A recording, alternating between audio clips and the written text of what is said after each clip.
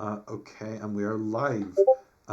Last session we left off. We helped the Griffins. We helped the Aarakocra defeat the Griffins and regain their perch at the Shadowed Heights.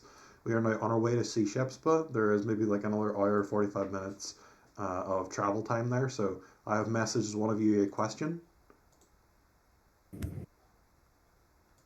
to ask the party.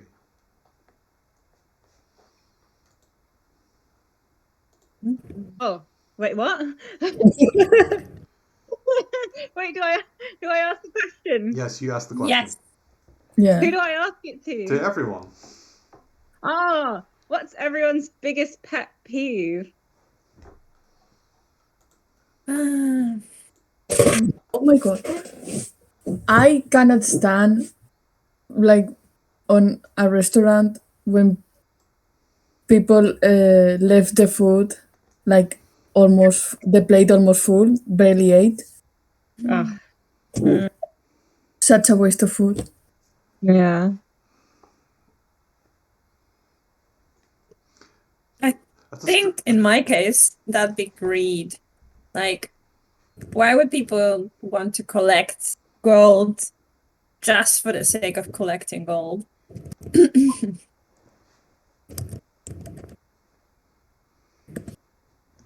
Fair. I will say I'm not particularly fond of the sand. It gets in your armor and in your pouches and your, storage compartments and in your sheaths, and it's not very nice. And in your underwear, and in your mouth, and in your hair. Everywhere. And it's dry. And then a week later, you still keep finding it in like random places. Oh, don't even get me started. I have to say, I haven't seen sand yet. Haven't touched sand yet. Well, you're not missing much. It's like dirt, only not dirt. I was really surprised that Keaton didn't pull out those Star Wars memes and be like, I don't like sand, it's coarse and rough and irritating and it gets everywhere. I forgot the phrase. I didn't know it. I know it was coarse, but I didn't know how it continued. Yeah. My pet peeve is atheists. Is what, sorry? Atheists. Atheists. I really don't understand how people can be so blind as to not believe in a higher power. I mean, in the world of D&D, where the gods manifest their power in the real world, being an atheist is quite problematic, quite strange. You know? When there are clerics who have the magic bestowed upon them by their gods, it's really... To not believe in God is a strange thing. Vicious. So yeah, my pet peeve is atheists. Yeah, I suppose... What about... It's now so bad. Sorry, what? I want to be an atheist right now. Well, I mean, do robots have gods? Do robots dream of electric sheep? Took the words right out of my mouth. Yeah. Do you know what annoys me? What? That really just grinds me down. Oh boy. Two things. When you step on a little toy, barefoot. Oh. And when gelatinous cubes kill your friends and family. Really. I can only relate to one of those, my friend. Really get my skin. It's a nice little jab at the DM there in your character building question. You know what I hate? Codal. The choices we recently made. No, in character, I hate slime. Out of character. Yeah. Out of character, it serves you right for being weak, guys.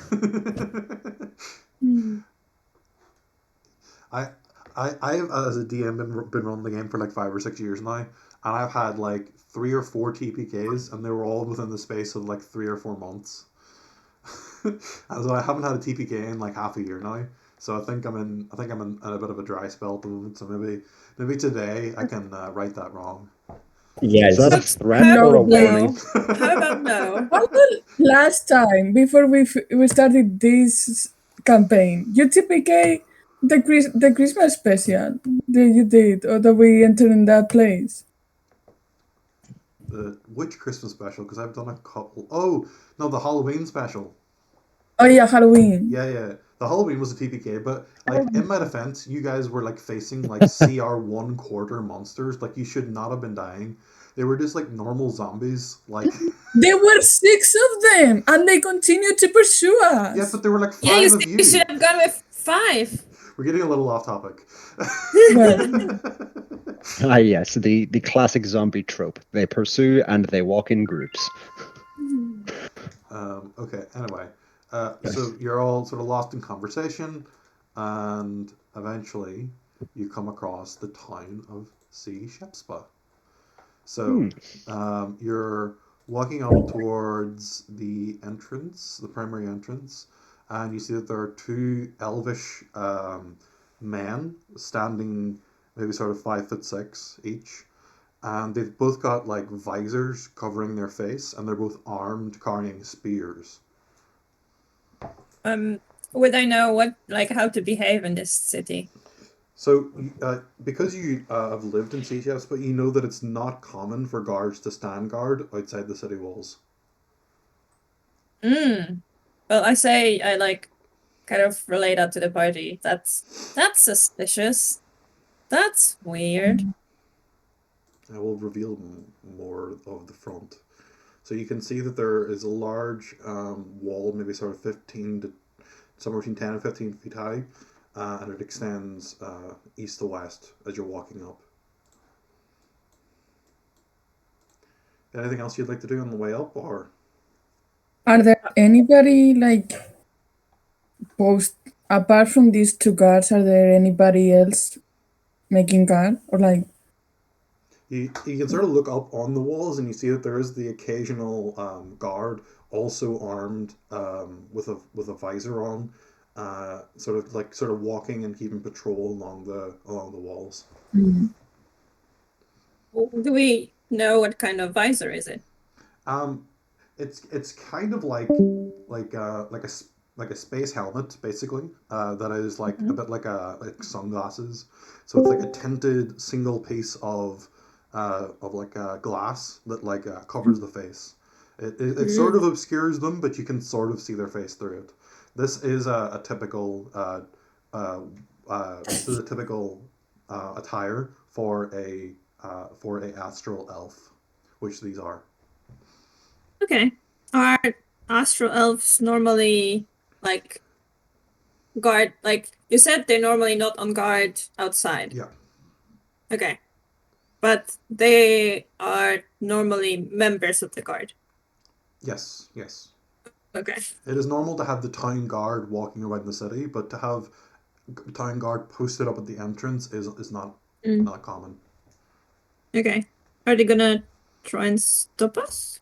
Like, are they blocking the way, or are they just standing around? Yeah, so as you approach, one of them sort of raises up his hand in a stop sign and says, we must warn you, there's been an attack on the city, on the town, and, well, you should be warned and you should keep your wits about you if you're going to enter. Thank you. What kind of attack was it? Last night, in the dead of night, a mind flayer not allowed, it's a type of Spelljammer, pierced the walls of the city, and they killed several and captured others as slaves and took them away. Oh. Are the identities of the people at the Spelljammer known, or? We believe that because it's a mind flayer not allowed, that it is a mind flayer that did this. And the area of the town that was attacked is he sort of tilts his head to the side and says it's the more affordable housing areas where the Githyanki live. And what are you trying to insinuate? The Githyanki are, well, they are brutes, they are soldiers, they are renters, they are temporary stayers. This is primarily an elven city. He says, well, but okay, so in the astral sea, where astral elves and Githyanki normally live, you don't age, which means that you can't have children. So astral elves and Githyanki and other denizens of the astral plane come here to the material plane, or here specifically in Sishespa, to have children, to raise families, so they can procreate and continue on their species. They can't always just be fighting wars because eventually they'll go extinct. So they come here temporarily and they pay rent, and that's that.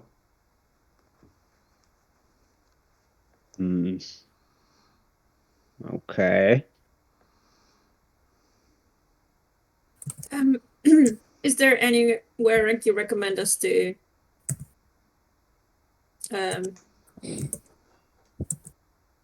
if theoretically, if we were to offer our help, who can we go to?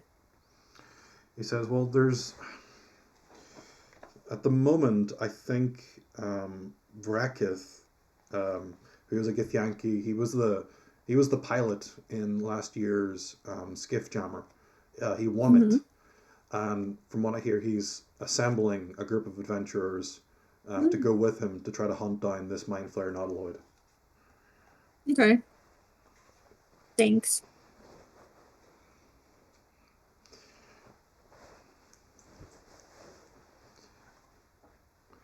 So are you gonna brave the city, or are you gonna turn back? No, we're going in, I guess. Okay. So you walk in, and you see that. Oh no, that is hide. I want to reveal areas. That is all. Why is it not revealing? There we go. So you walk into the city, and this is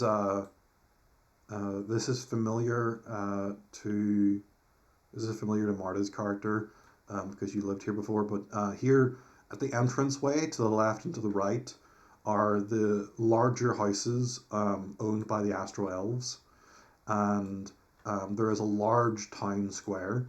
Right in the center of the town square, there is a statue to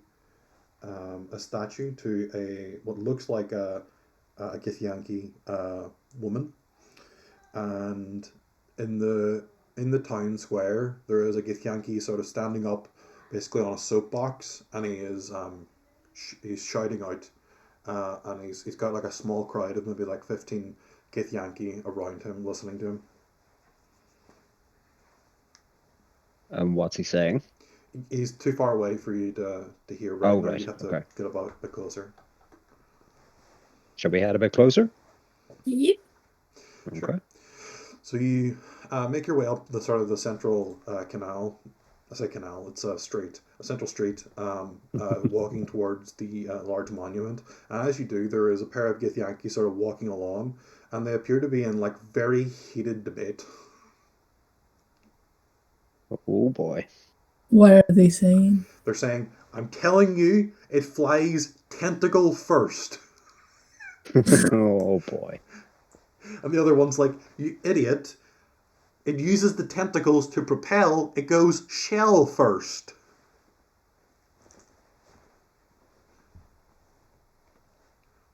Okay.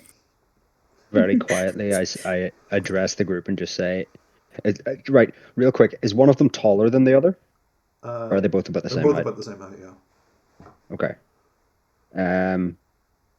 Yeah, so in that case, I will just motion to the group to like come in and just say, I have 2 gold, that the one saying shell first is going to throw the first punch.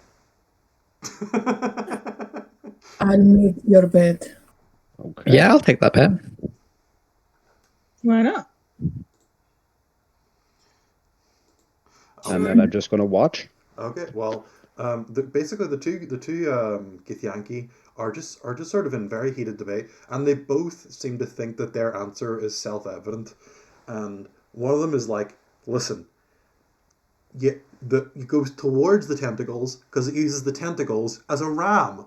And the other one's like, but there's a creature. It's called a nautilus, and it uses the tentacles to propel itself, so it goes shell first. And the other one's like, no, you're not listening. It uses the tentacles as a ram. That's how it broke down. That's how the Mind Flayer Nautiloid crashed through a city walls. It used the tentacles as a ram. The other one says, there were no witnesses. How do we know that? And they're both like in each other's faces, like so close that like as they're speaking, their like spit is like going on each other.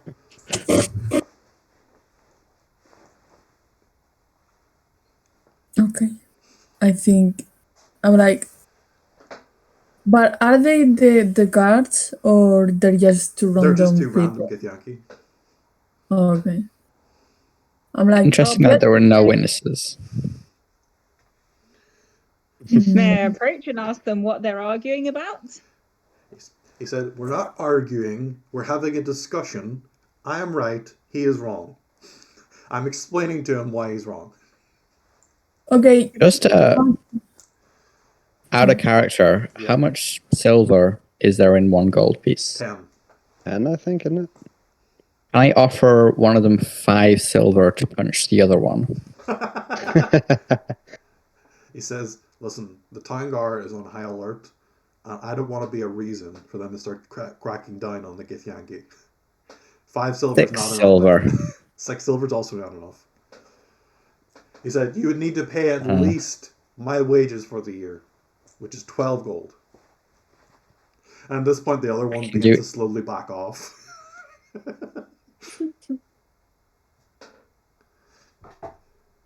What's that? I had your money. Didn't you give me your money? Oh, probably, yeah.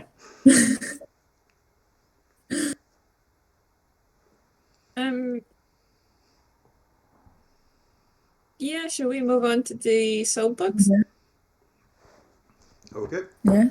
Yeah, so you make your way up. Now that you're closer, well, those of you who have been in CGS before will know that the statue in the center is of Blacketh the 157th, who is kind of a god and also kind of the ruler of the Githyanki. She is a like a lich of sorts, like a very powerful wizard who has found immortality.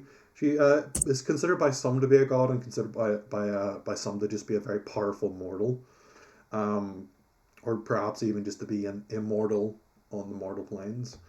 But standing up on the soapbox is a Githyanki man, and he says this: "My fellow Githyanki, together we gather to voice our opposition against the elvish bourgeoisie and their oppressive reign over our people.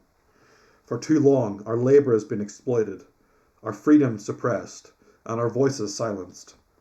The elvish bourgeoisie, with their vast wealth and power, have established a system that benefits only themselves and keeps us, the Githyanki Proletariat, in a state of poverty and oppression. We work every day to make ends meet, yet we are still forced to live in cramped, unsanitary conditions, while the elvish bourgeoisie enjoy the finest luxuries and live in opulence. Our children are sent to work at a young age, while their children are educated and groomed for positions of power. This is unacceptable. We are tired of being treated as second-class citizens, of being treated as mere tools to be used and discarded at will, and we are tired of being treated as though our lives are worth less than those of the elves. It is time for us to stand together, to demand our rights and to fight for a better future for our people. It is time for us to unite and overthrow the elvish bourgeoisie and their oppressive regime. So I call upon you, my fellow Githyanki, to rise up and fight for our rights. Together we can bring about a new era of equality and justice for all. We will not back down, we will not be silenced, and we will not be defeated."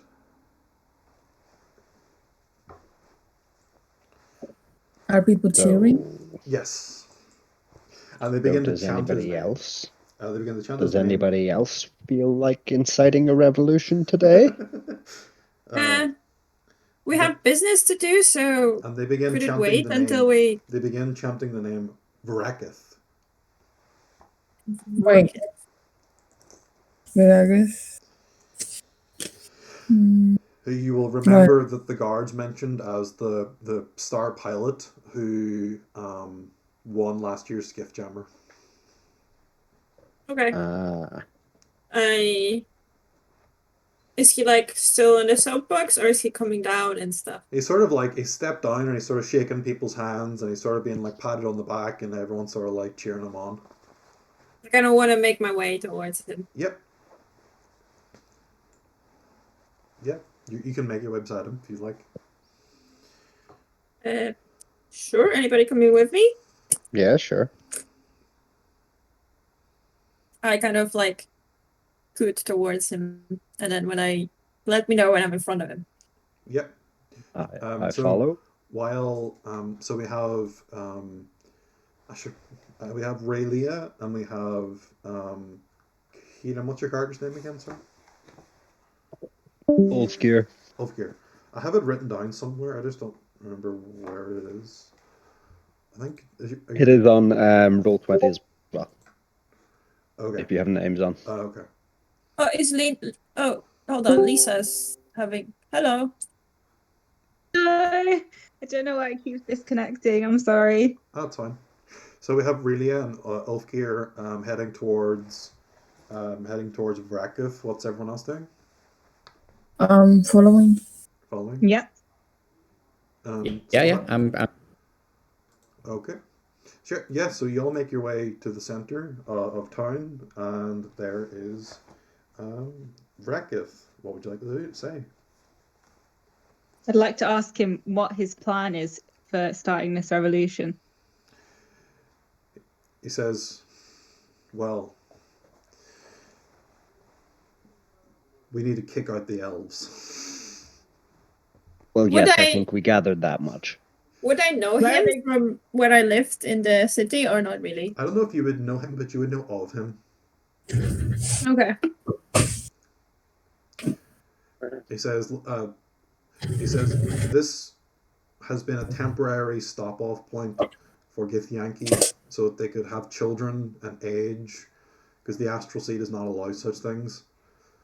But we have been exploited over time. We pay rents that are absurdly high, and we are exploited by the elves.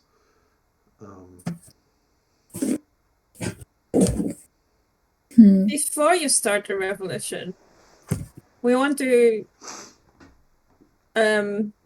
offer our help in finding your comrades that have been kidnapped. He says, yeah, that's a tragedy.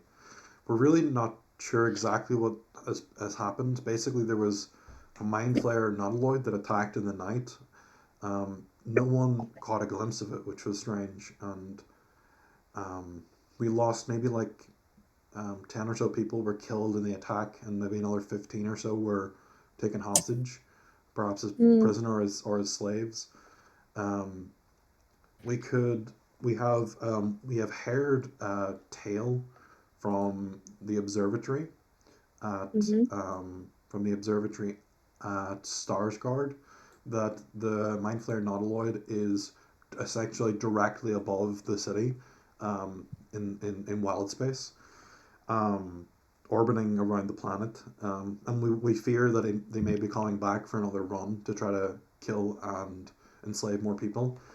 He says, I don't know if you are familiar with this, but the Githyanki have been, for the longest time, were enslaved by mind flayers, going back to ancient times, back before we were even Githyanki, back when we were Gith. But Mister, Yes. So you're saying no one saw the mind flayers except the elves in the observatory? No. There are no elves in the observatory. The elves is the Lion Brotherhood. Ah. The So the observatory. The observatory is the Lion Brotherhood. They are Leonin, lion men. Ah.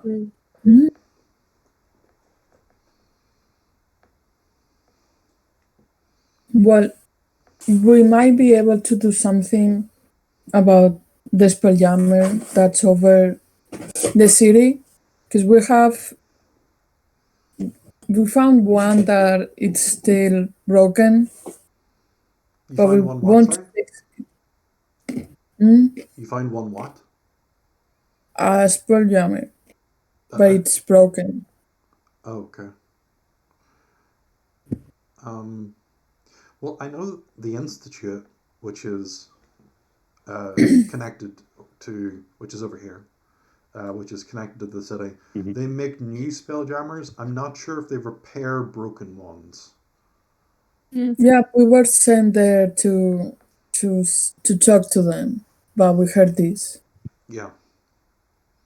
In the meantime, could you tell us more about how Githyanki relationship with elves is regulated? Are they like, is it because they own everything in here that they kind of control you like that? Yeah, this originally was an elvish settlement, Mm-hmm. and the Githyanki, because some of our people are viewed as like raiders and um, brutes, we're not really welcome in many places in the prime material. We look strange. We look like yellow-skinned, I guess, like elves, but you know, we yeah, we look strange, and we have a reputation for being uncivilized and unkempt.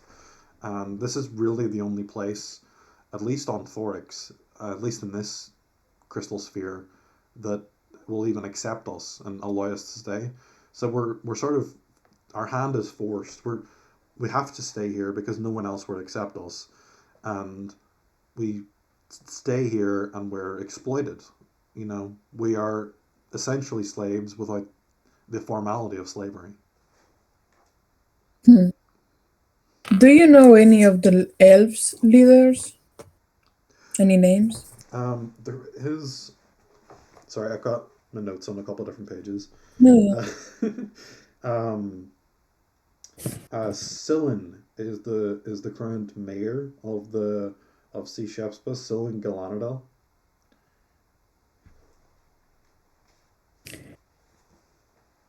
And when you said that you wanted to kick the elves out, what did you mean? Out? Well, I mean, they are astral elves. They have their own spelljammers. They're not really forced to be here. They can leave anytime they want. They're only really here because it's profitable. You know, there's an entire, trans crystal sphere empire that the astral elves have. You know, they have and they have ships in realm space. They have ships in wild space and doom space and in different places. They're this is they are a much larger civilization than the Githyanki, and they don't have to be here at all. You know, Too feasible for you guys to start your own settlement? he says it's possible. It's just difficult and costly. You know, we barely have enough money to pay our rent and buy food. You know, it's not that expensive. It's not that cheap to start building up walls and building houses. Yeah. I feel you. Well, we'll go talk to the institute about our thing, and then we will see if we can maybe talk with the mayor. Yeah. Okay. So you make your way. Don't start the revolution without us. You make your way across, and just before you reach the institute itself, there is a large church. The front door is up here as you walk past it. I should probably reveal more. What kind of church is it? Yeah, who do they worship? This is a church to Blacketh, the 157th. So this is a Githyanki church. Mm. Do they have like alms books? Sorry, could you repeat the question? Do they have like a donation box or something? So are you going inside the church, or are you just looking at it from the outside? I like churches. Wouldn't mind stepping in. What about you guys? I guess we don't- could go in. Really care. I don't believe in any god. Dun dun dun. I wonder how come that sudden urge to be atheist come from. Anyway, yeah, I go in. Anybody who's going with me then? I am. Yeah, I think we'll go along. Okay, sure. Yeah, you walk inside, and it looks like a traditional sort of like we in the real world would say like a Christian church. There's like pews on either side. There's a central corridor leading up, and instead of the usual sort of crucifix that we would see in our world, it's like a large painting of this like it looks like a Githyanki woman, but her face is very like pale and emaciated, and it looks like she's sort of like made up of just sort of like bone with very little skin there. Nice. This is clearly the Lich Queen herself, Blacketh the 157th. The images of. Mm. Mm. Very And you cool. see that in the church there is maybe one or two people sort of sitting and praying, and there is a church leader who's sort of just like milling about and like fixing things, and yeah. To light a candle. Sure, yeah. There's like there's on both sides there are like rows of maybe like 15 candles. There's like a little like slot where you can like put in donations, and there's like a little there's like a lit candle that you use, and you sort of tap it in and light the candles. Candle each for a gold Sure. piece. Like, Yeah, I mean, I'm- we donate 1 gold piece. We take however many candles we are. Yeah. I'll light a candle and pray, and then every now and then glare at Raelia. Why? Atheist vibes. Oh well, I mean, I'm in a church. It's Atheist vibes. oh, I was just talking about Rusty, the like sudden atheist vibes. I'm not like you don't know what I believe in. Yeah. I will also leave a donation, but I will leave like 3 gold instead of 1, and just light 1 candle. Sure. And as you sort of like sort of light the candle, and you sort of like look up and at the walls of the church, you see that there are like lots and lots of names that are sort of like scrolled in, like etched into this like sort of marble. And I would give you examples of the names which I had prepared, but fantasynamegenerator.com is down. So and I didn't write down the names. Oh god. So unfortunately, sorry to spoil your illusion, but you see lots of different names. Names. The Nice. names. Sorry to break the fourth wall, guys, but I didn't expect it to not work. Is Really, it down it's there? bad. I suppose you better ask this holy person what all these names are for.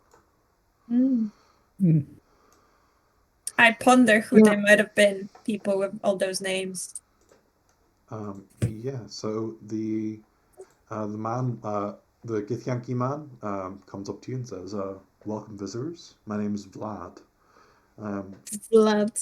The primary custodian here at the Church of Vlakith 157th, here in Skiffjammer. Is there anything I can help you with?" We were just wondering what all the names on the walls were for. Ah, you see, those names were the names of well, at the time they were called the Gith. So the Githyanki's history is long and troubled, but the Gith, as we were then known, fought in a great war against the Mind Flayers. And, well, let's just say that now we are more numerous than them, so I would say we won that war, but if we did win, it was a Pyrrhic victory. And all the people who died in that war their names were recorded in tomes.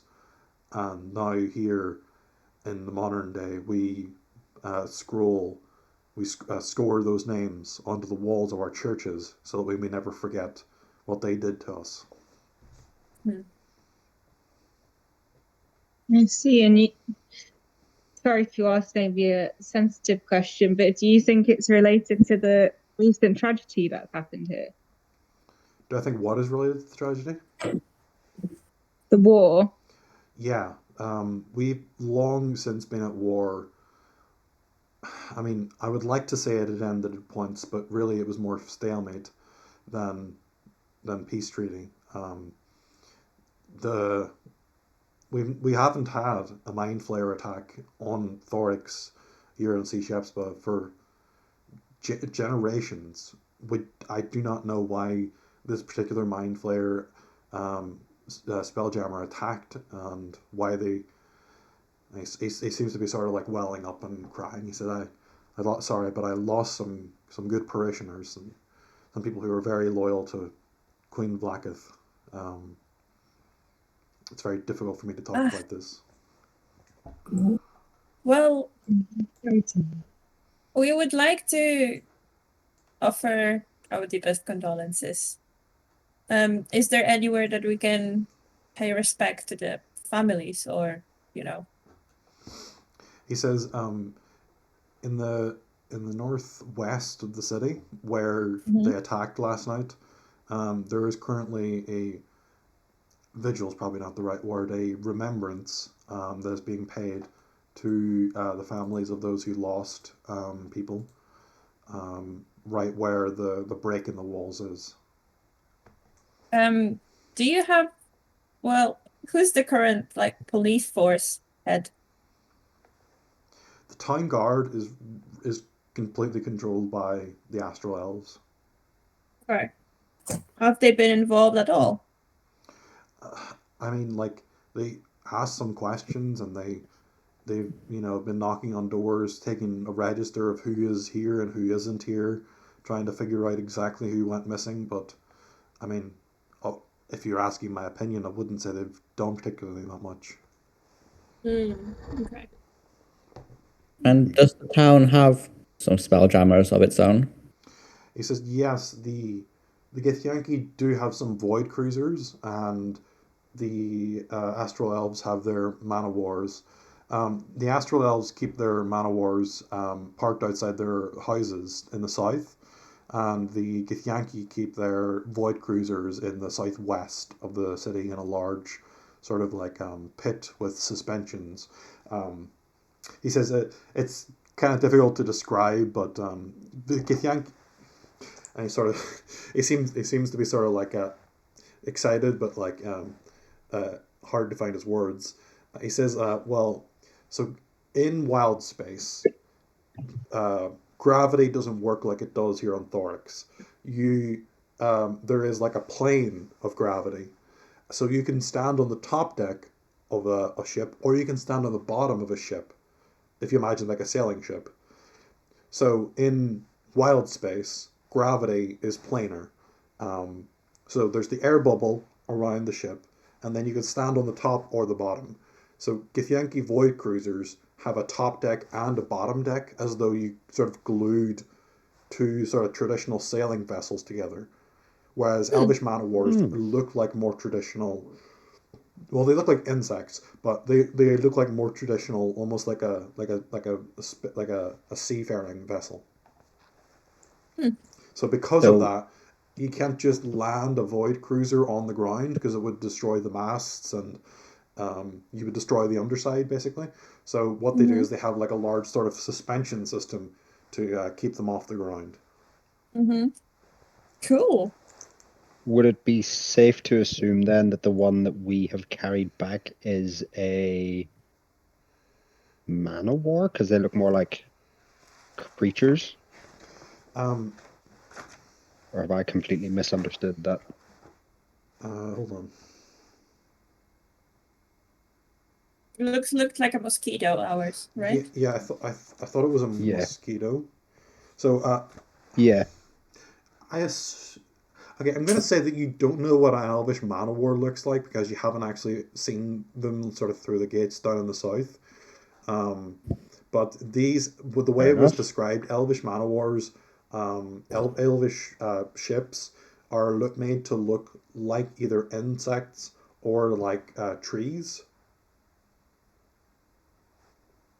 Hope that. Hmm. It'd be a funny sight. Yeah. I got so much things that I'm not sure what I should tell you. So Yeah, enough. yeah, and the only like, one with yeah, proficiency is there. you so. haven't been spelljamming yet, except for Paul's character. So True. so I'm gonna say that you don't know that much about spelljammers. Okay. All right, fair enough. I'd like to ask Vlad if there was any other signs of the attack other than the hole in the wall. He says, now that you mentioned it, there have been some like crystals that have been sort of just like have started appearing in and around the Githyanki settlement. Say Like this big red crystals. crystals. Okay. Hmm. And okay, I trust your information more than Town Guard, but were they the deceased? Were they killed by magic or like directly by mind flayers? You know, when they do their thing. Well, we found to put it simply, the empty skulls of a few Githyanki from where the mind flayers ate the brains out. But there was also signs that there was magic used, which is very strange. Normally, normally mind flayers use psionic magic, but there was a clear sign that someone had cast a lightning bolt spell. Hmm. So it wasn't just mind flayers. We don't know. It could be that this particular mind flayer was versed in arcane magic, but we don't know.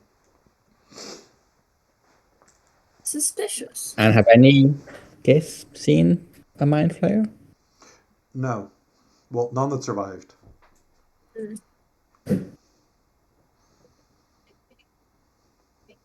Interesting.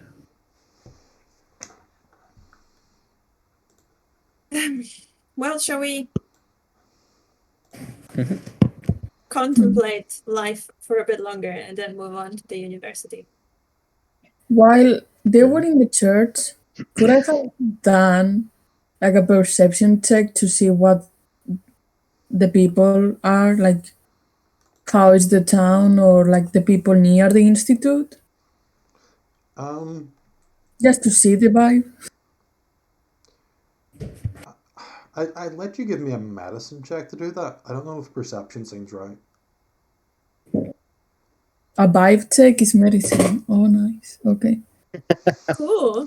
Well, you're Are asking. you medically vibing or not? Yeah. Okay.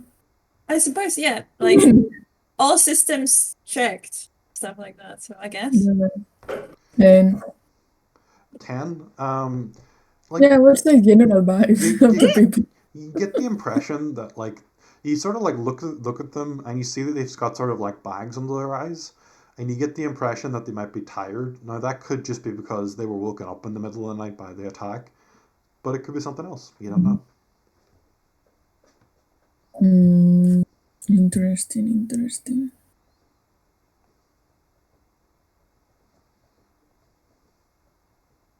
Good. Yeah. Is the institute like a tower, or I'll show it on do the they have windows? Yeah, so it's a large. It's basically like a keep attached to the town. So there's a large gate with a sort of portcullis that you would imagine at a keep, and there is a large wall that separates it, and then on the other side of that there is a large keep. Okay. Okay. If we go? Okay, Yep. yeah. So you make your Mhm. way You guys over continue? towards the institute, and there standing guard are two astral elves that look the same as the previous two from the entrance to the settlement.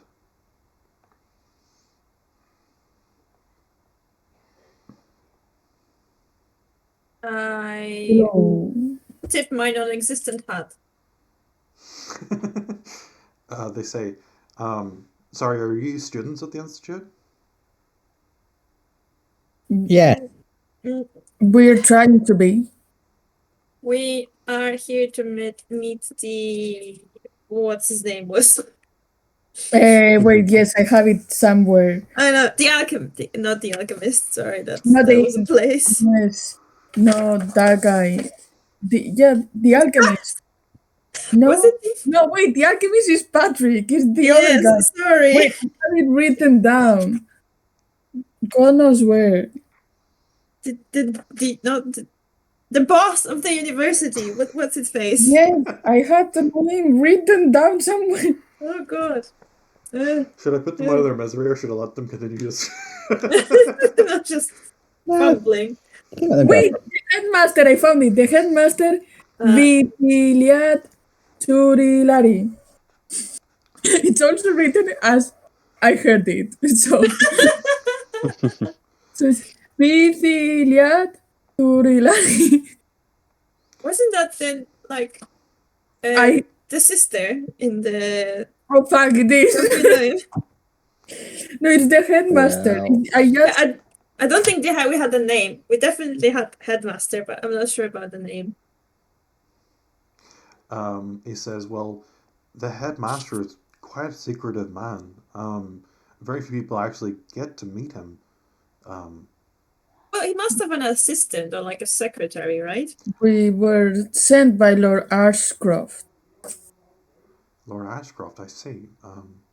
Well, to actually get a hold of the headmaster himself is quite difficult, but you can speak to his assistant, the emissary. Okay.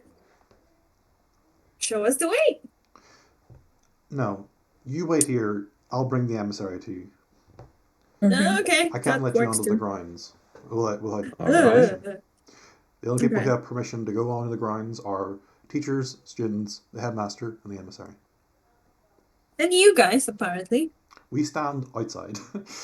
And you're No. fetching the emissary, no? That is true. But Hey! It's I'll do a finger gun. he sort of like smiles and says, well, I probably can't tell you. And he walks off. One of them walks off and goes through the front door of the keep. I wink at the other one. You think you see a smile back, but it's hard to see with the visor. Oh, I'll take it.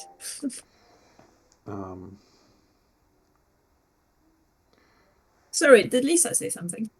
No, my phone went off, I think. Or maybe Lisa did say something, but my phone went off. Okay. Hello. I said that I wanted to wink at the other guard.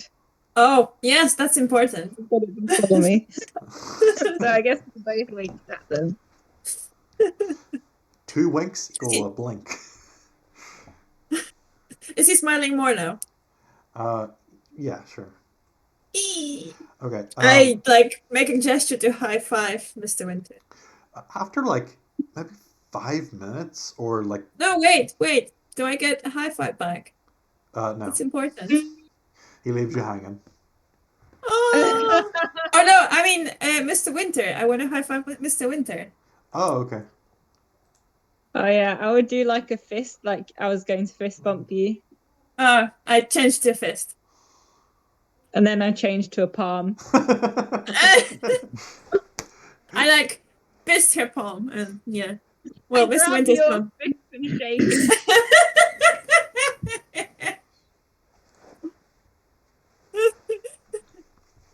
it. After like Okay. 5 minutes, it's like quite a while when you think about it. The guard comes back with this like rather tall but very slender elf with quite long, beautiful hair. It's a female elf. Not that female elves look that much different to male elves, but it's a female elf. And she says, "Hello, my name is the emissary." Well, that is how people refer to me as. So it looks like you're trying to get in contact with the headmaster. Yeah, Yes. that's not going to happen. But you can tell me what you need to tell him, and I'll pass it on if I think it's relevant. Why would we tell you if you won't even give us your name? Well, while on the premises of the institute, everyone goes by an alias. That Name is is so stupid. weird. It's for privacy reasons. Well, I mean, you're outside, right? Because we can't be let in. So technically, Even when the students leave the institute to go to see Chefspa to do their shopping, some even live in see Chefspa, then commute in, we still go by our aliases. okay. Do you like it though? Oh yeah, I like my job. It's different every day. Oh, your nickname, I mean. Oh, it makes sense. I am an emissary, you know. I Well, like lean towards Ulfgar and like and I say, I think we can trust her. Hmm. If you think we can, I'll follow your lead, but I will reserve judgment. Okay. well, the emissary, my alias is Rusty, and we were sent by Lord Ashgrove to get our Spelljammer fixed. She says, "Yes, I've been in contact with Lord Ashcroft. It's a one. It's not a very common thing for us to fix a spelljammer. We generally make them and sell them for, well, between 5 and 10,000, whether you want a minor or a major helm. I suppose we can charge maybe 3,000 for the repair."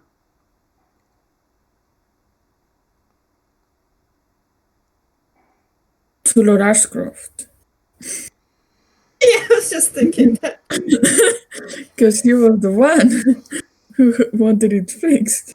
Yeah, did you say that quote to Lord Ashcroft? Yeah, Was Okay. he happy with it? yeah, he paid. Oh, Okay. oh sweet, yeah. Okay. If the boss pays, Hey. go for it. Okay, yeah, if you just leave the spelljamming helm here, I'll have some lackeys bring it in.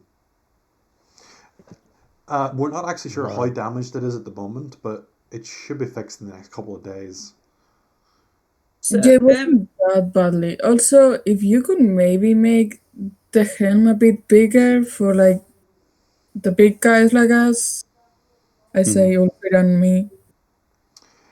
Maybe He says, that'd be good too. that sounds like a custom job. If you want something larger, like this is clearly made for, well, half-sized people like goblins or halflings. If you want it made for medium or large-sized creatures, you probably have to buy a new one. I mean, we can just like either sell this one or just stick Yeah. Splat into it since he's a small dragon still.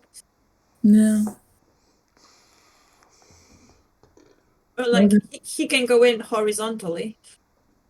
I mean, I could always lay down. Sure. We'll be like a crew that waits at the pit stop and like does the fixes. She said, "Yeah, it like if that is your plan, you could fit the creature into the helm, or you could probably just sell it off. I mean, I'm sure you can find someone looking for a spelljamming helm of smaller size and then maybe spend, could probably spend another maybe grand or two and get a one for fit for a one fit for medium sized creatures, or you could come to us. We sell minor spelljamming helms for 5,000, and we can accommodate small, medium, or large sized creatures with that payment. So. And out of Yeah. curiosity, were we to offer this spell jamming helm that we have as a trade, would that reduce the price at all? I would probably give you 2,000 gold pieces for it in its current condition.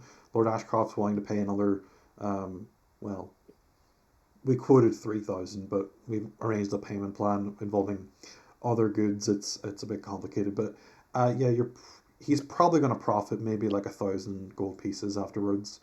And as I said, our minimum price for a minor spelljamming helm is 5,000. Really good with business, Mrs. Emissary. You have to be. You know, we're primarily a teaching institution for artificers and wizards, but we also specialize in the creation of spelljamming helms. You know, we teach the spells of create spelljamming helm. It's quite an advanced spell. It's quite it requires someone who's very powerful and very well read and well studied to cast it. That's why we charge the prices that we do, because the only people who know how to make spelljamming helms are, and she says, well, it's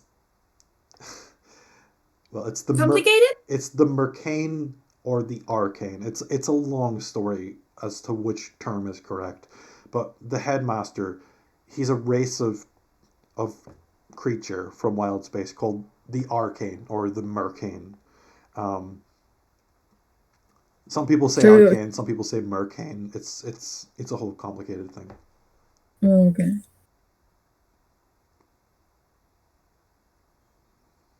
Okay. When we'll be able to get the fixed one? Well, we need to examine it first and see what's wrong with it. It's going to take at least a couple of days.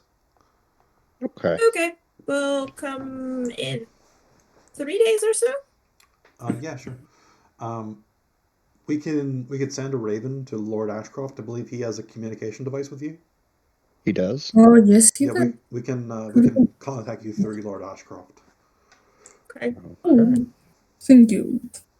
Do you have any like seminars for general public, or is it just you know, pay as you learn scheme? The institute is a very selective institution. You need to already have some promise in artificery or wizardry before we'd even consider accepting you. And purely hypothetically, how well protected is the Institute in the event of a completely hypothetical political instability? Well, it has 10-foot to 15-foot high walls surrounding it, and then from then there's a stone keep that is 5 foot deep with stone on all the walls, and from there the rest of it is a mystery because we don't tell people unless they're in.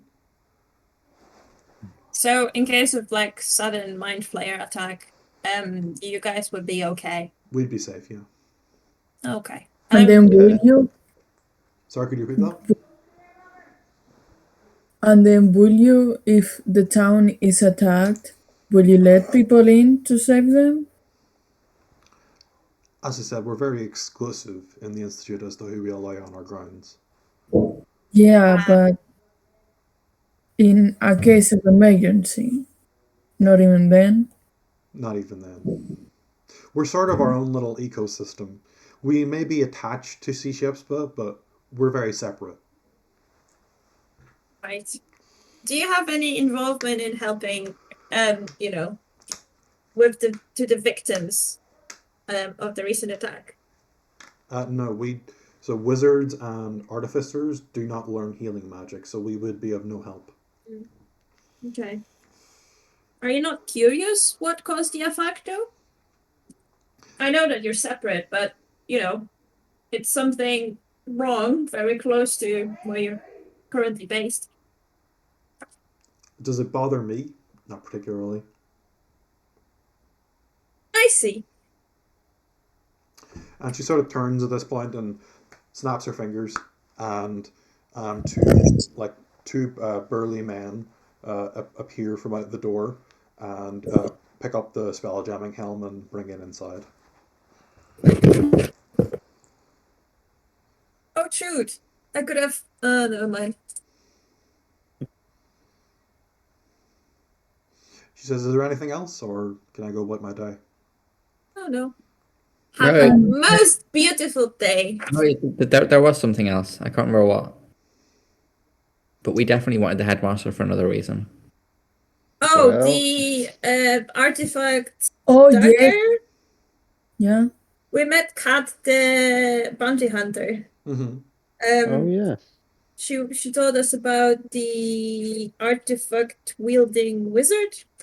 That's very dangerous, and that the headmaster once caught. But we were just wondering if you get more details about it. Yeah, so there is currently an open bounty out where we don't really care what happens to the wizard, dead or alive, really. But he has a dagger of the Junna, an ancient race of spacefaring people. The Mercane, the Arcane, again, whatever you want to call them, the headmaster, his people have a vested interest in the lives and the artifacts and the goings on of the Junna. And this particular dagger that is owned by this particular wizard, there is a bounty of 10,000 gold pieces out for the safe capture and return of the dagger. So how does do the you dagger? Yeah, sorry, go go for on. it. No, you go. You started first. I was just going to say, is there any more information on where we might find that? A general sense of direction or location we should look for? She says, "He's on Thorix, that much we know, but we don't know where." That's Right. one of the reasons why the bounty is so high, because there really are no leads. So Okay. how did it part with your university, the dagger? Or is it... Did you have it and lost it, or do you just want it? Yeah, so Syriax is the name of the wizard, and he used to be a student at the Institute. He made his way, he spent years studying, and he advanced up and become a very powerful and successful wizard. He became trusted by the headmaster, and Syriax stole this particular dagger from the headmaster. So, That's Styriax. What Yes. can you say about this one? Syriax, well, he's a very powerful wizard. He, I mean, he always had a thing about like splicing. Like he liked to sew animal parts onto other animals as a way of it was very well, I was about to say it's very Frankenstein-esque, but I don't know if that exists in this universe. It was very evil genius sort of approach that he liked the weird and wacky. He had an obsession with manticores, masticores, was it? Chimeras, creatures that are naturally occurring, that are basically different animals spliced together. Oil bears, creatures like that, where it is turtle ducks, different where it is multiple creatures that are magically or just through random evolution end up having the body parts of different creatures. He was very fascinated by that, and he did many years of research in that field. When you knew him, did he manage to splice something onto himself? No, he never tested it on himself, which I think is wise. You want to test it on unwilling subjects, really. Interesting.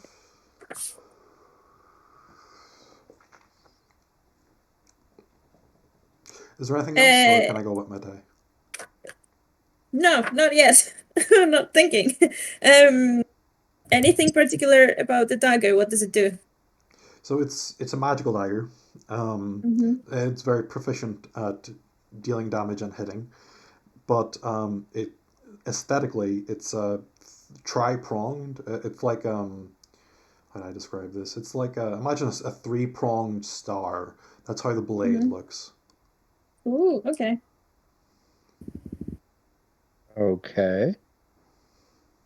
Bit odd.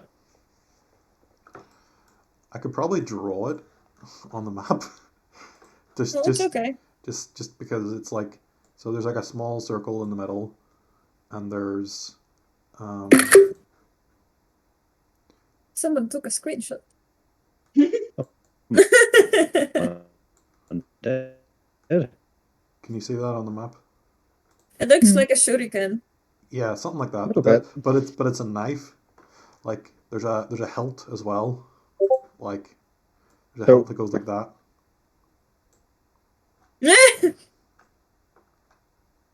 That's how I imagine Strangely it, at least. familiar. It looks like a steering wheel. Yeah, it's a Mitsubishi steering wheel. You got me.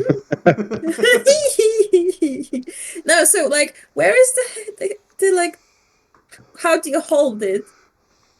So that's what the blade looks like if you're looking at it as though it were about to stab you. Ah, That's a top-down blade. I see. So it's like when you like do skewers or like a kebab Yes. block of meat, Yes. and you just okay, fair enough. Yeah, I'm not very good at art, so hence why I've been hiring artists, but I haven't hired one to draw this because I find it difficult to put into words how it looks. And I'm so bad at drawing I can't give you know. So it's kind of like let me get a free hand in a different same color. Yeah. Probably same color, but like it's kind of like and then you hold here or something. Yes, like that. But Okay. in this case the blue bit wouldn't be there because that's the hilt. Yes. Okay. I would imagine, at least what I'm imagining, is something like the photo I'm just posting in memes. Okay. If it would like to fucking... Okay, hang on.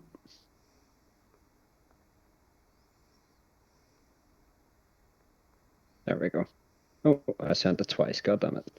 But yes, once it uploads, this is what I'm picturing in my head.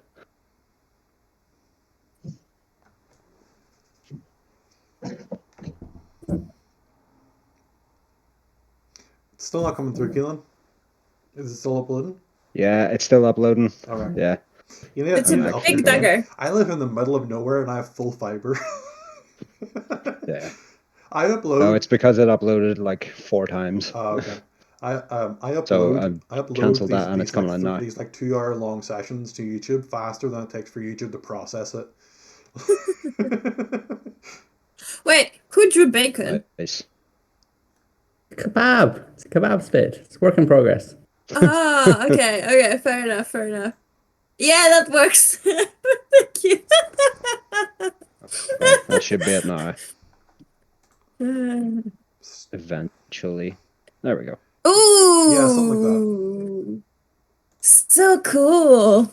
Which fun fact are also banned by the Geneva Convention? Yeah. Oh, wow. Yeah, makes sense. Because you can't It's sew a the wounds perfect up when you get weapon stabbed by them. for evil wizard.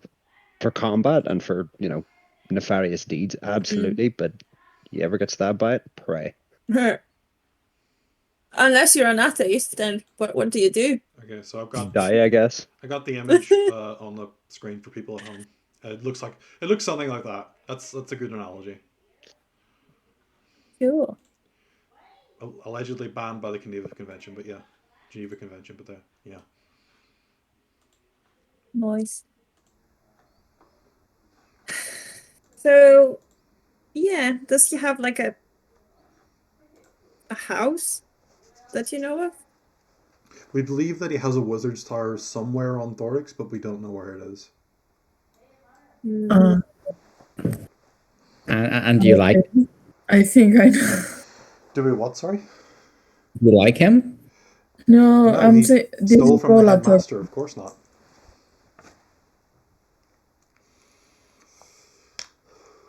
No, but it will make sense. This is Paula talking, but it will make sense that the shadow in Therix might be the tower somehow.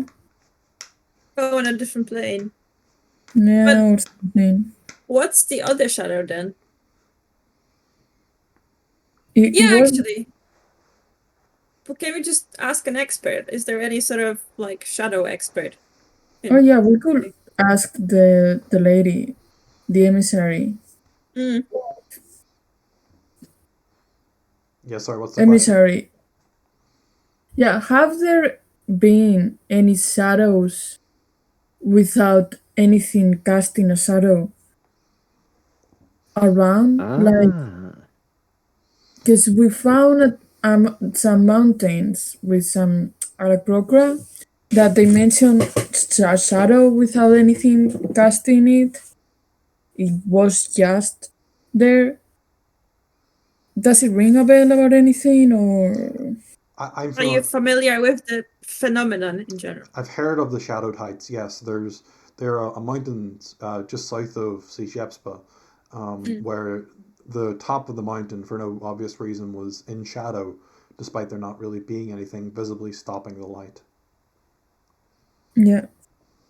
Do you know? Does anything know? Is anything known about this phenomenon? As like, I suppose you're also a research institution to some extent. I mean, I don't think anyone's that I know of has researched it. Okay. That's it then. Yep. He says, "Finally, I can go back to my work." These Rude man. It's working. pestering adventurers. Pesky kids. And she goes into the institute out of view. One last thing, miss. She at this point she has turned her back and she is walking. Oh. Oh. What did That's you want to good. ask? I was just not out a smile. But Okay, yeah, she has turned the corner. She has entered the institute and she is gone. So, what would the party like to do? Or would you like a break? I Yeah, wouldn't mind a that'd break, be to be fine. fair. Okay, cool. Do it with a coffee. guys, in a sec. So It's today, late for coffee, isn't it? yeah, I'm going to make a cup of tea.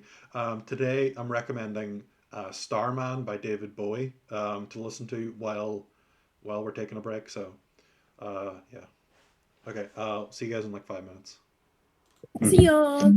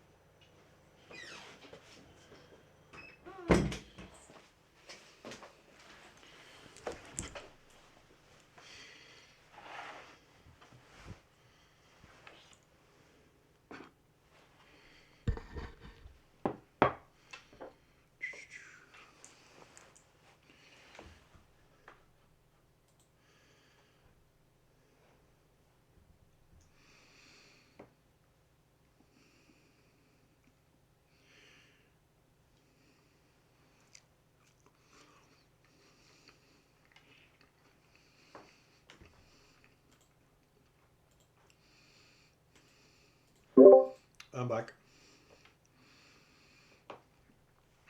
Oh, Hey.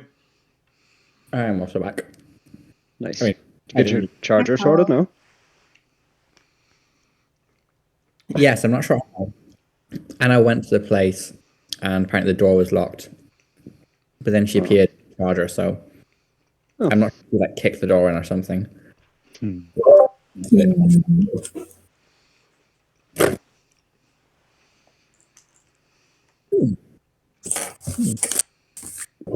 Been making my own lime cordial, and it is so good.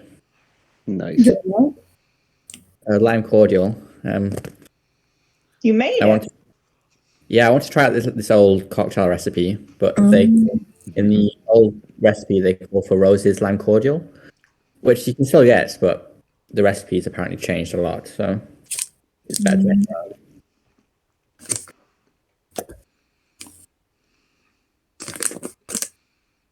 Apply.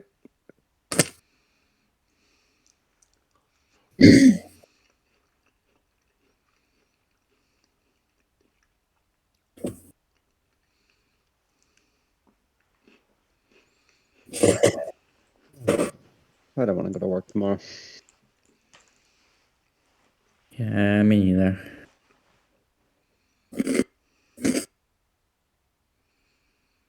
Nightmare, like.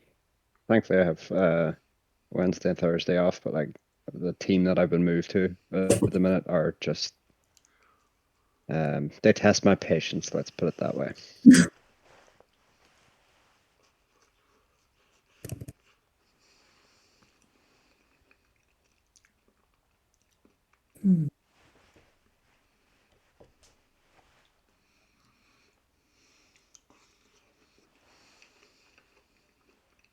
Hello.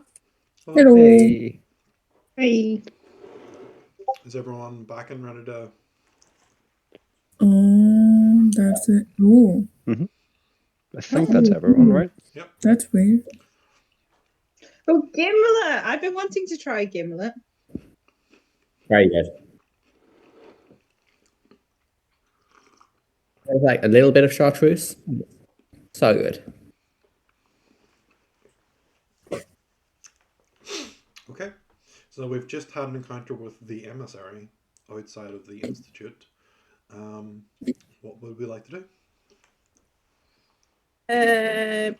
Is Mayor on the way to the affected area or not? You don't know. Wouldn't I know? I mean, you wouldn't know where the mayor is right now. I don't think anyone... Oh, well, where is the place where you go if you want to speak to Mayor? His house is over here. The one in the far bottom right. Sorry, let me have a look again. That's where his house is. Okay, does he have an office? I think that he uses his house as his office. Okay, do you guys want to talk to him or do you want to see the Githyanki part of town first? So let's see the slums first. Yeah. Okay. get an idea of quite how much of a failure this guy is. Fair enough. Sure. So you make your way up north, and you can see that compared to the south where compared to the south where the elves live, it's very cramped, and the houses are a lot smaller. There is communal gardens that all of them share. That's sort of in the center here. But the houses themselves are quite squalid and quite simple.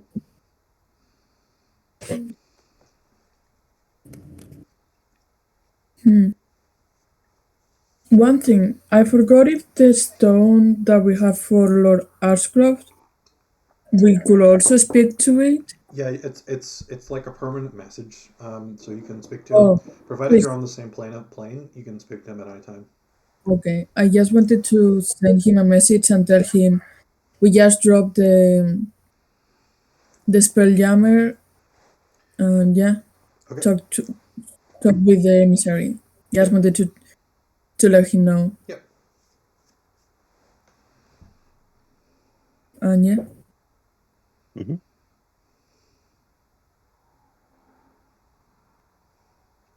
Okay. Anything else you want to do, or do you want to go and visit the crash site? Yes. Yes. Okay. Yeah. Are there any kids running around? There are children, yeah. The average age of the Githyanki is lower than the average age of the elves. Not that you could really tell because, well, elves are longer lived in general, but because the Githyanki who live here are mostly just here to have children and raise their families, whereas the elves are more permanent. So yeah, up in the northwest there is a large sort of breach in the walls to the town. You can see that there is a candlelight. It is still daytime, but there's still a candlelight vigil of people sort of like in silent prayer, thinking back to their lost brothers, sisters, daughters, sons, husbands, wives.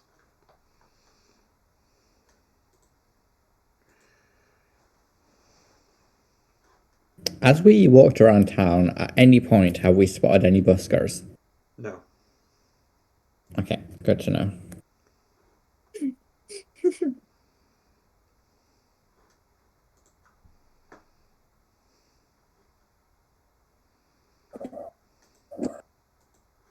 Does someone with people skills want to talk to the people?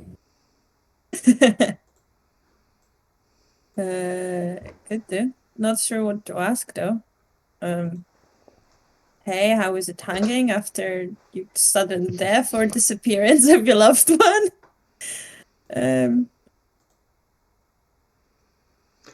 now that you're at the crash site, so there's maybe like 10 or 15 people in silent prayer holding candles, and there's like an aura of silence across the region, and then you hear like the just like the two like slightly surled voices of the two men from before who are still arguing about which direction Spelljammer Nautiluses fly. They're Can we see them or can we just hear You them? can just hear them. You can't see them yet. Okay. Look, Okay. if you come up here, you'll see the wall. You see the hole. The shell wouldn't do that. You would need the tentacles to smash open the wall. He's like, yeah. Let's see it first before I make any decisions. And at this point, they sort of like come round the corner and they're now in view of everyone. And they sort of like catch themselves and they realize, oh, we really shouldn't be being this loud around all these people mourning their loss. Yeah. So they sort of look at each other like, yeah, let's take this conversation somewhere else. Does it look like either of them have been hit? No. But it looks Okay. like both of them have been drinking, because you can tell by the way they're walking. Okay.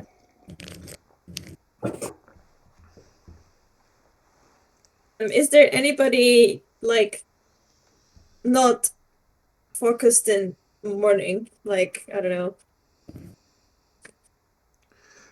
I will say, now that you're here and you're having a look around, you do notice that there is one, like maybe like foot in diameter, red crystal just like laying on the ground. Ooh. Okay, let's go examine that. Yeah. Crystals don't have feelings. There is nothing to hurt. Or is it? Dun, dun. Can't be too careful. So what would you like to do? Can I lick the crystal? I would like to examine the crystal, the other side that Blood's licking. The unlicked bit. That's what I want to. Okay. Hold on, I'm pulling up Spot's character sheet. Roll for damage. I just put some saying like it's a little known fact that dragons have an extraordinary sense of taste and smell. So, what is it, Splot? Okay, you lick it, and I'd like you to make a Constitution saving throw. Shit. Ooh. Dun, dun, dun, dun, dun, dun. Okay.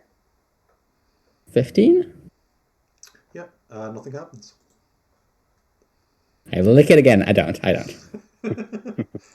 But Can I examine it now? Spot, I will say that when you licked it, you felt like electricity sparked between your tongue and the crystal, and it felt like it was drawing power from you.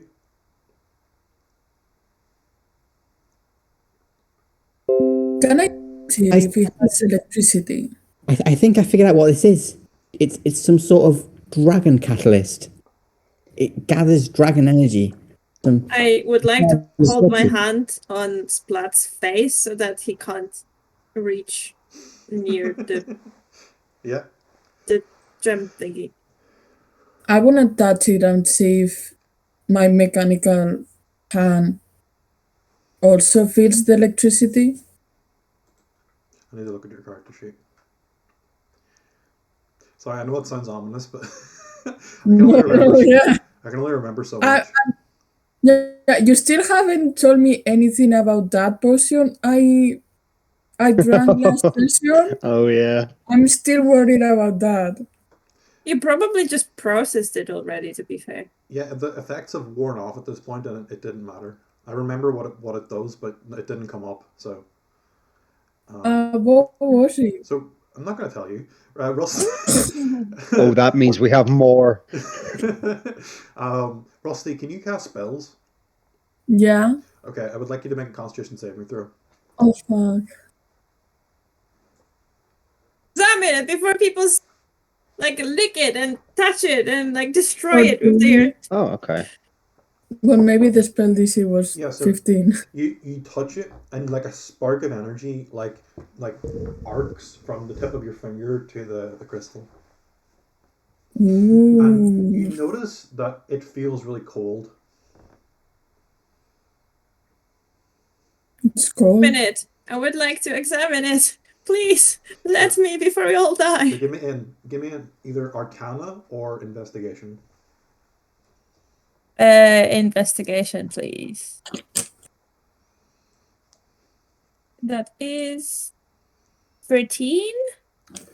You get the impression that it is somehow magical, and that it might be like drawing in energy from its surrounding, which is why it appears to be cold. Oh, physics and all that. Well, I relay it, and then I say, probably best if nobody touches it until we, find out for sure what it is. But no, Splat, it is not dragon. What did you say? Catalyst. Catalyst crystal. It's more dragon deactivation crystal. They are usually more spherical, to be fair. There we go.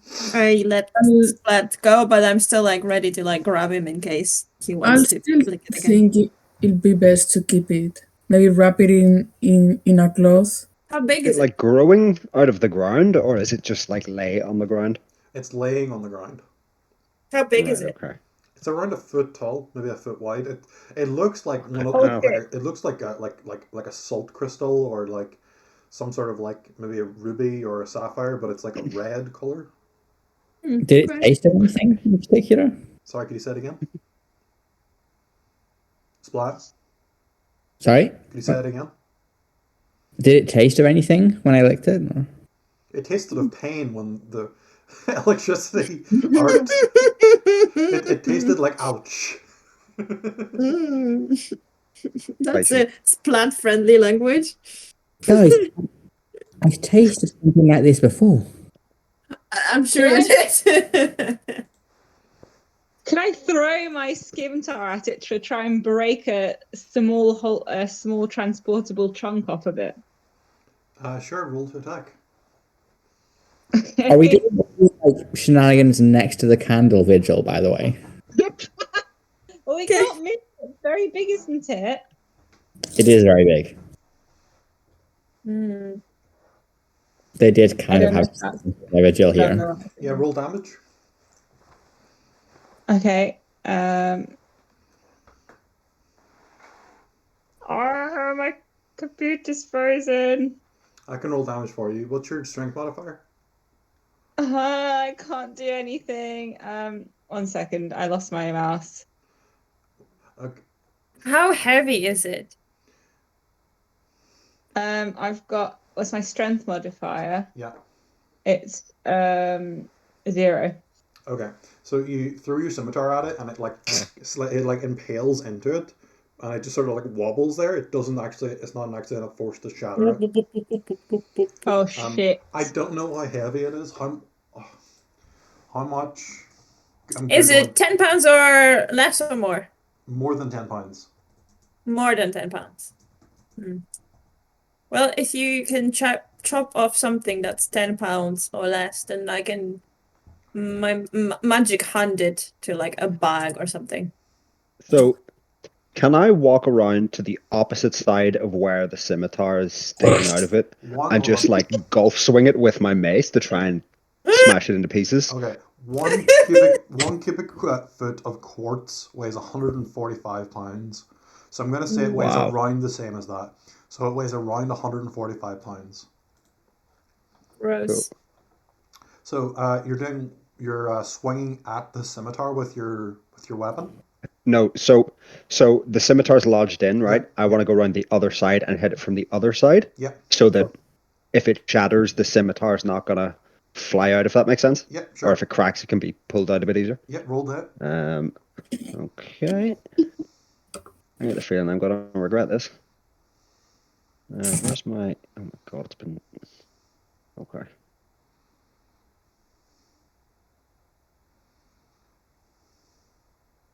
$15. That hits. Give me damage. Okay. That is what 1d. Okay.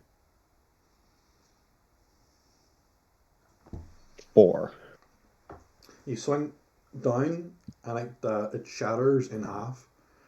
You've now got 2 roughly 70-pound hunks of red crystal with you, and the scimitar sort of falls down on the ground. Huh. Mission accomplished, and then I just hang my mace off its little hook, I guess. I don't know. Are we chopping it again, or? I mean, I could do. I would like to try something. So Any spells that could help? I would like to create a packed blade. Mm-hmm. Someone that does the most. Let's do mace. Hold on, D&D weapons, because I have D&D. Mace is 1d6 damage. Oh, which one has the most damage then? Not a clue. Okay.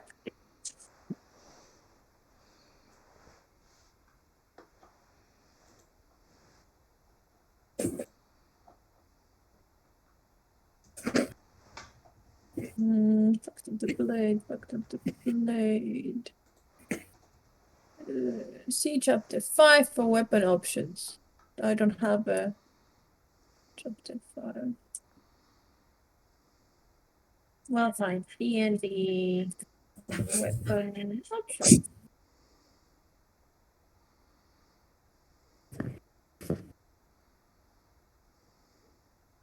Can I try picking it up, one of the 2 pieces, and throwing it to like a hard floor.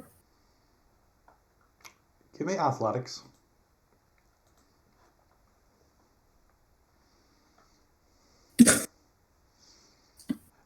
It doesn't break, and also I'd like a con save. Oh fuck. 19. Okay, yeah, nothing happens. But you do feel like a shock of electricity run from your body to it, and you do feel a little bit colder. Okay, I would like to get a great club. Okay. And I would like to smash one of them Yep. further. Roll the hit. Is it just D20 then? Yep. D20 plus strength plus proficiency. Actually, I think because it's your pack. Is it your pack blade? So you get a charisma instead of strength if you want. Your packed weapon disappears. You can transfer magic. It doesn't say. It just says that I'm proficient with it while I wield it. I think you get to add your charisma modifier instead of your strength modifier if it's your packed weapon, so you can do that if you like. Okay. Sure. I'm just gonna 14. Plus proficiency. Oh, no. Plus proficiency as well. Yeah. That was. Hold on. 4, so 18? Is that right? No, I'll just do it again. D20. Yeah. 14 plus 4, which is exactly the same. 18. Yeah, sure. Give me damage. 1d8. 4. Yeah, you smash it off into. Wow, it's many pieces, each weighing 10 pounds. My goodness. Yes. Do we have a bag? Yeah, I'm sure you have a bag somewhere. Yeah, I do. I would like to grab it with my mage hand and put it in that bag. Just so that there is no mage hand. You guys just see it flying and getting into the bag. Just FYI. Is there any store, like magical store, or in here in this place, or like something? You haven't seen any. Okay. Probably would have been good to search around for that before we decided to play around a mini golf in front of a vigil. Yeah. I mean, could we look for one? Yeah. Does it seem actually- like the population of people at the vigil is like disproportionately high to the number of people that would reside in the city? Sort of at a glance. It seems that's- that there are fewer people than you would have imagined. Okay. Right, okay. Can we look at the hole in the walls? Yeah. So it's hard to make out from the map, but it's basically like there's the 10-foot or 10 or 15-foot tall wall, and there's like maybe like an area that is collapsed. You can see that based on the area of the wall at the bottom, there was like some kind of circular thing that like smashed through, and then the surrounding wall above and to the side collapsed in on itself onto the ground. So that suggests that the shell first guy was correct. Or they used a spell. Or they use a spell. Could have done. If you remember, they did describe that a lightning bolt spell was detected somewhere. Do we see anything charred there? There is charring on along the ground in like a straight line and against the wall in a like radiating electrical pattern. So it looks like it could have been the lightning bolt. Okay. Are the elves known for their lightning magic? Or... You don't know?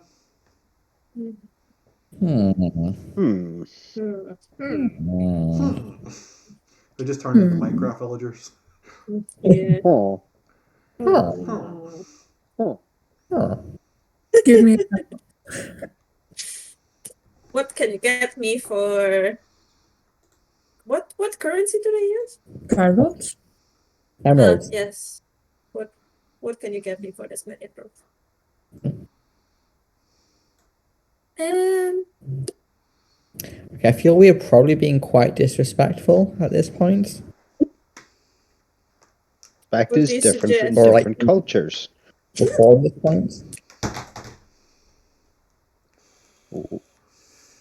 Is there somebody looking at us with like curiosity or dismay or something? It seems as though everyone's sort of Probably. everyone's sort of pretty engrossed in their grief.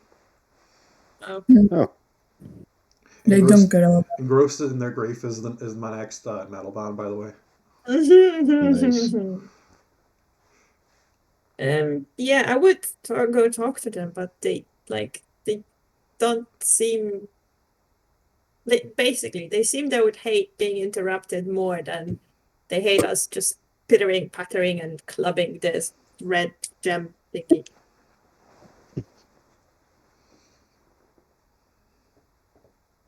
Well, is there anybody inside who's not at the vigil, but also a Githyanki? No. What was that? No. No. I reckon we leave them to it and we go and see them out. Yeah. Okay. Visit his cribs and such. Okay. You make your way back this way because it's the only way to get there, and you walk along this alleyway, and then you sort of see down this corridor. You see that this is the Void Cruiser ship bay. You can see that there are large suspension systems. You can see sort of like the edge or maybe like the tip of the hull of some Void Cruisers, and you can see lots of Githyanki sort of like milling about down this direction. Oh, that seems like a potential contact. Mm-hmm. Who's the closest to us? They're all like maybe 100 feet away from you at this point, so you're not really in earshot. Should we go there? Let's sidle on up and ask them about potential elven magic and conspiracy. Yeah, sure. Sure, you make your way down to the Void Cruiser loading bay. So there are 6 Githyanki Void Cruisers suspended from pulleys. There are many Githyanki, maybe like a dozen or so, that are sort of milling about. They seem to be sort of like tying down rigging and like doing general sort of maintenance. Someone's got like a mop and broom and they're sort of cleaning. And then you see the man that you spoke to earlier, you see Vreketh, and he turns and he greets you and he says, "Ah, adventurers, have you come to take the battle back to the Mind Flayers?" Oh, lovely. Ooh. Yeah. Are you like going in the next minute, or can we still tend to some business in the city? I'm ready to leave whenever you're ready to leave. We can go right now if you want. To fight the Mind Flayers right now, Yeah, why not? but they aren't they up in the sky? Yeah, there's one ship up in the sky. Let's go. Sure. Oh, really? I guess I could fly with you guys. Not show anyone up. Yeah, I'm happy to go. I keep forgetting to acknowledge the fact that you've got a white dragon with you at all times. Yeah. Oh, Yeah. I just keep Yeah. forgetting that. You should We're keep, having a conversation about the Frankenstein stuff. yeah. Mm. You should. Oh yeah, and he doesn't have a leg. Oh. You should keep reminding me about that because I just seem to keep forgetting. Can we just- so Can we, at some point in the future, can we get him like a, maybe like a mechanical arm, like as you said, Rusty? oh, You guys can match. oh, that's cute. There are a lot of artificers around here, so we could have talked to one of them. Oh my god, that'd be so cool. Yeah. Well, I want to turn to him and just look him in the eye and say, "Ah, yes, a man of action. If you're ready to go, I am ready to go." And your Is there party, anything are you all ready to we go? need? Is Frosty big enough to be ridden yet? Or Maybe by one person. okay, so I'm thinking like Splat is pretending that he's teaching it how to fly, and that's his excuse for flying.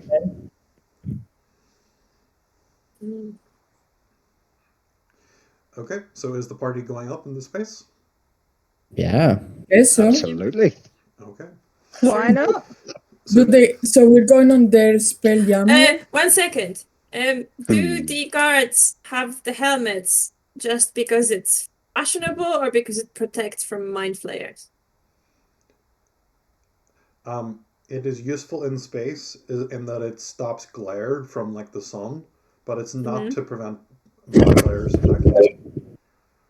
It's not armor. It's like it's like wearing sunglasses. Oh, okay, never mind then. Okay. Okay. Well, for the first time in the Spelljammer campaign, we are going to space.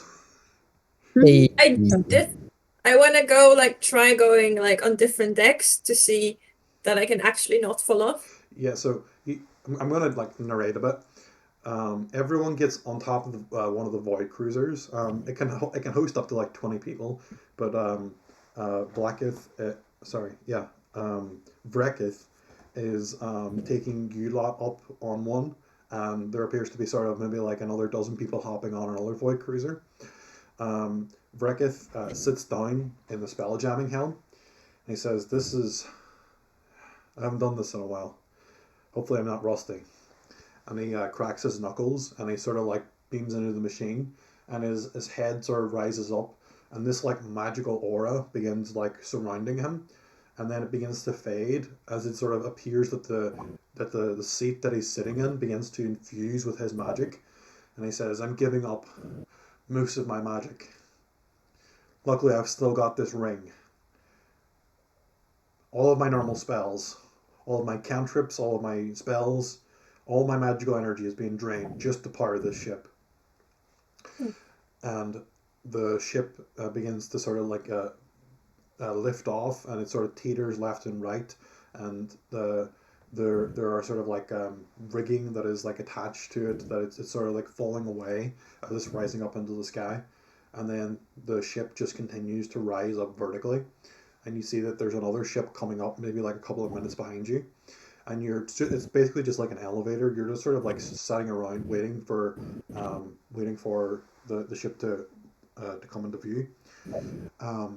You look up into the sky, and you see that there's a bubble, sort of a visible bubble surrounding the planet that you're on. It's an air bubble. The ship comes up into contact with the air bubble, and because it's so massive, it pulls off a piece of the air bubble with it, and there's now a visible air bubble, maybe like 80 or 70 feet in circumference, or in radius, sorry. And it surrounds the ship completely. And Vrekith says, "We need to be sure not, because we're in such a short trip, we're not going to spoil the air bubble, but over a long enough spell jamming trip, you will find that the air eventually goes stale.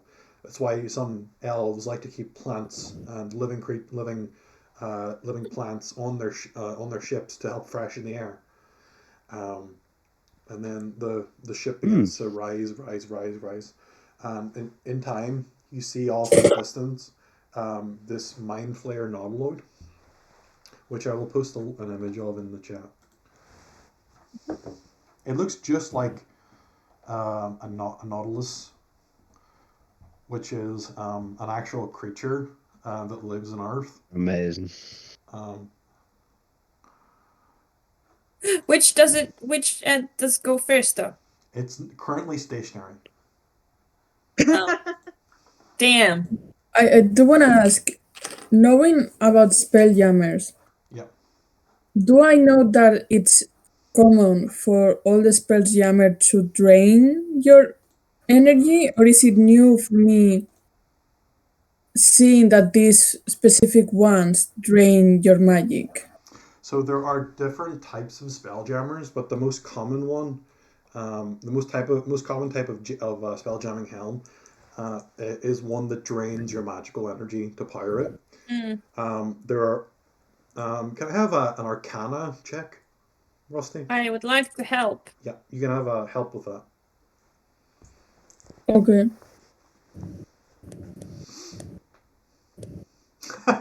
Not one, but you had advantage, so 11? 11. You're familiar with one other type of spell jamming helm, which is life jamming, which is where you give up your hit points to power the ship. Oh. Oh, because you jam the spells in the air. Yeah. And that makes it go brrr. Sorry, that just made sense in my head. So the ship rises up and rises up, and now the fronts of the tentacles of the nautiloid and the board of your void cruiser are now sort of facing each other, and they're maybe like 50 feet away from each other, and Vrekith jumps off the spelljamming helm, raises his hand, his left hand, and he sort of like presses a button on his ring, and he says, "Haste to battle!" And he runs and he jumps off the front of the void cruiser. He's crazy. I whisper. He begins to fly through the air, and eventually he reaches a point where he's at the interface between the air bubble of the ship and just wild space. And because he's not a very large creature, he only has a very small air bubble that surrounds him. But he flies through the air, he lands down on the deck of the ship, and he runs inside. The two ships begin to drift ever closer. And with that, we're going to end today's session. Oh, damn it! I was ready to jump after him. Sorry to be such Same. a but yeah. You're gonna have to set that scene again of him like jumping like a crazy man. Yeah, no worries. Okay, I'm gonna stop the recording.